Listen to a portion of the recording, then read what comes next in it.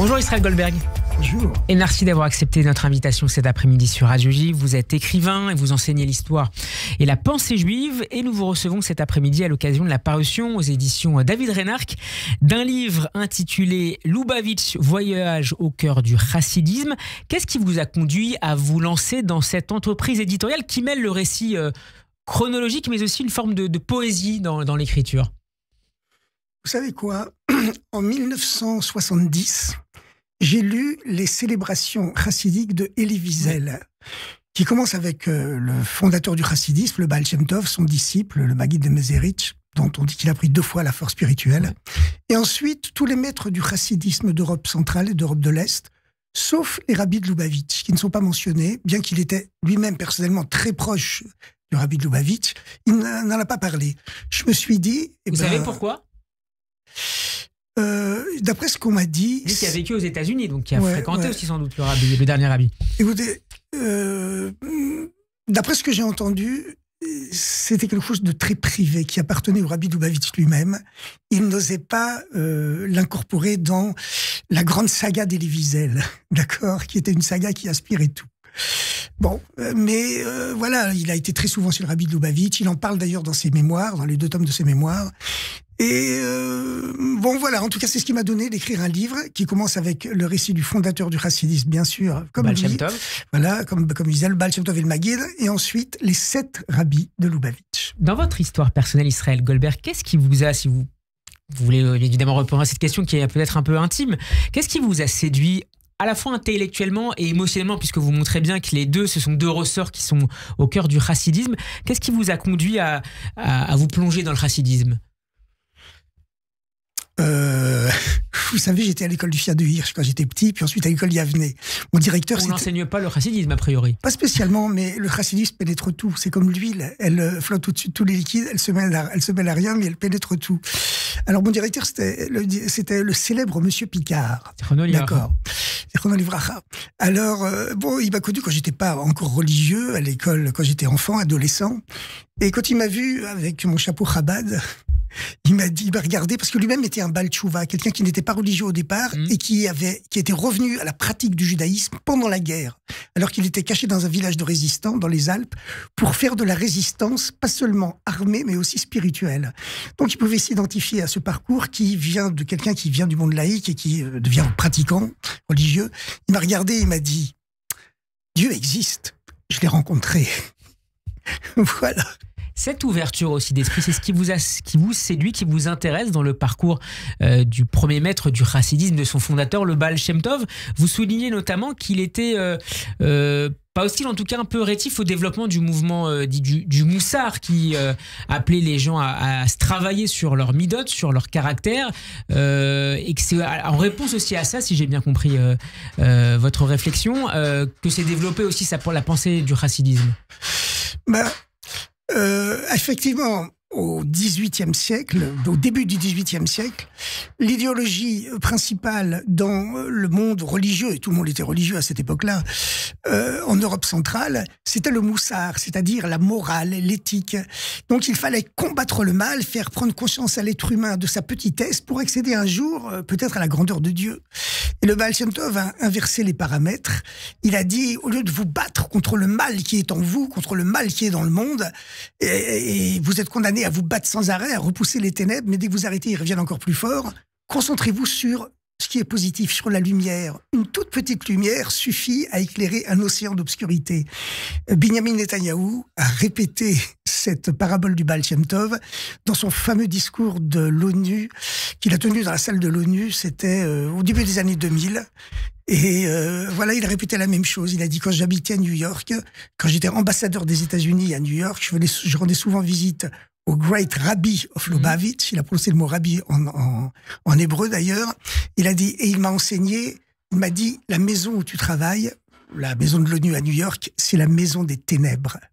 Mais c'est pas grave, tu allumes une petite lumière, une toute petite lumière dans un océan de ténèbres, elle se voit de très loin. Comment expliquez-vous, Israël Goldberg, que les récits et légendes que vous citez, en vous appuyant notamment, mais pas que sur les archives, la Gniza qui a été retrouvée il y a environ maintenant un siècle, étant inspirée de grandes figures des lettres juives? Vous citiez tout à l'heure Elie Wiesel, on pourrait également citer Isaac Bashevis Singer. Pourquoi ces récits du Baal Shem Tov ont tant intéressé des publics extrêmement différents et pas forcément tous religieux? Et puis Yosef Agnon, qui était prix Nobel. Vous savez, Arnold Mandel a qualifié le chassidisme de âme enchantée du judaïsme. Lui non plus n'était pas spécialement religieux, n'était pas chassid, en tout cas pas extérieurement. Non, je pense qu'effectivement, le chassidisme, c'est basé sur le Zohar, c'est basé sur la Kabbale, et puis c'est basé sur le culte de la joie, le culte de la communication, et le culte de tout ce qui est positif. Voilà, le rabbi de Lubavitch, le dernier rabbi, notre rabbi, a toujours considéré les progrès de la science, les progrès de la médecine, comme des signes avant-coureurs des temps messianiques. La révolution scientifique qui augmente le niveau de vie dans le monde, voilà, ce sont des signes avant-coureurs des temps messianiques où le bien-être sera généralisé. Bien que l'essentiel, bien sûr, c'est le progrès spirituel. Alors, ce qui est particulièrement intéressant, en tout cas c'est mon point de vue, ce sont les périodes de transition, de succession. Alors vous notez, vous citiez tout à l'heure le deuxième rabbi, le Maguide de Mézerich, qui semble-t-il est assez différent. Vous parliez de double en termes de connaissances, qui est assez différent dans le style, aussi dans le chemin de vie du Baal Shem Tov. Et pourtant, c'est lui qui va assurer non seulement la succession, mais qui, insistez-vous sur ce fait-là, va structurer le mouvement. Cette structuration du chassidisme, c'était essentiel pour assurer sa pérennité? Le deuxième maître était même quelque part l'opposé du Baal Shem Tov. Un peu comme Yitzhak était l'opposé d'Abraham. Et plus tard, les 7 rabbis de Lubavitch vont à leur tour exprimer sur terre, comme j'explique dans mon livre, les 7 manifestations divines par lesquelles Dieu a créé les 7 jours du monde. Le premier jour, c'est la bonté gratuite de Dieu qui se dévoile, qui crée l'eau et la lumière. C'est le Baal Shem Tov, c'est le premier rabbi de Lubavitch. Le deuxième jour, c'est la sévérité divine qui se dévoile et qui divise, qui sépare tout ce qui existe. C'est pour ça que ce jour-là, Dieu dit pas que ce qu'il a fait c'est bien, c'est la source de toutes les violences futures. Et puis le troisième jour se dévoile la miséricorde divine qui est plus haute que la bonté du premier jour, que la rigueur du deuxième jour et qui peut donc les réunifier. C'est la miséricorde. Et ces attributs divins, ils reviennent dans l'histoire. Ils s'étaient déjà manifestés sur les 7 maîtres depuis Abraham, Yitzhak, Yaakov, Jacob jusqu'à Moïse, qui était le 7e. C'est revenu, ces forces divines se manifestent à chaque génération et sont revenues à notre époque dans les maîtres du chassidisme, le Baal Shem Tov, le Maguide et les 7 rabbis de Lubavitch pour préparer le monde au temps messianique. Alors évidemment, il faut s'intéresser également à la réception de la pensée chassidique et vous le faites longuement. Cette opposition entre mitnagdim et chassidim, est-ce qu'elle est selon vous toujours aussi puissante aujourd'hui? Non, elle a quasiment disparu. Si c'est pas totalement, elle a quasiment disparu. Il existe encore des foyers de résistance, mais c'est caduc. Voilà, c'est devenu résiduel. Non, ça n'existe plus. Ça n'existe plus. À propos du Gaon de Vilna, vous écrivez qu'il a été mal informé sur les intentions du chassidisme, ce qui l'a conduit à excommunier le Baal Shem Tov, le Maguide de Mézerich. Le Maguide de Mézerich et aussi le premier rabbi de Lubavitch qui faisait partie des disciples du Maguide de Mézerich. Oui. Mais vous savez, c'est une maladie juive, la maladie de l'excommunication. C'était le cas à l'époque de Maïmonide. Maïmonide a été excommunié par certains des plus grands maîtres du judaïsme de son époque. Vraiment excommunié. Avant que, quelques dizaines d'années plus tard, et surtout quelques siècles plus tard, il soit reconnu comme le plus grand maître du judaïsme du Moyen-Âge, même depuis Moïse. Comme c'est écrit sur sa tombe, de Moïse à Moïse, il n'y a pas eu comme Moïse. Donc voilà, il y a eu aussi une excommunication. Mais vous savez, il y a une jolie anecdote à ce sujet.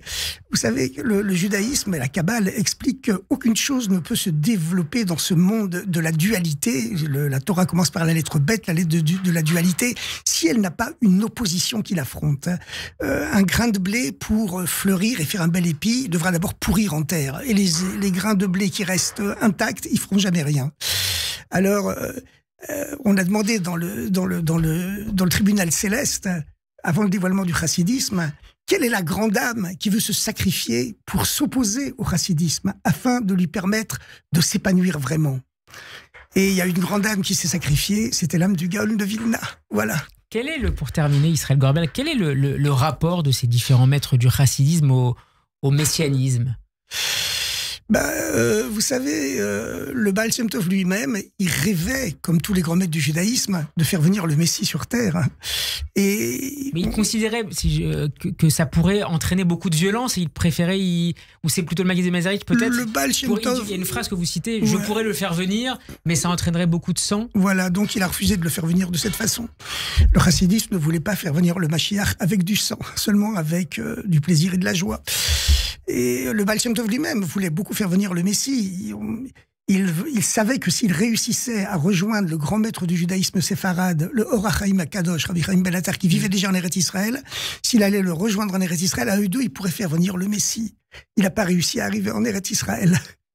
Et évidemment, la dimension messianique du 7e rabbi, notre rabbi, que tous les juifs du monde appellent le rabbi aujourd'hui, évidemment, c'était une dimension flagrante. C'est toujours une dimension flagrante qui existe dans le judaïsme, bien sûr. Merci beaucoup Israël Goldberg d'avoir été avec nous pour nous présenter ce voyage au cœur du chassidisme publié aux éditions David Reynard. Ça s'intitule tout simplement Lubavitch et c'est écrit avec une très belle plume.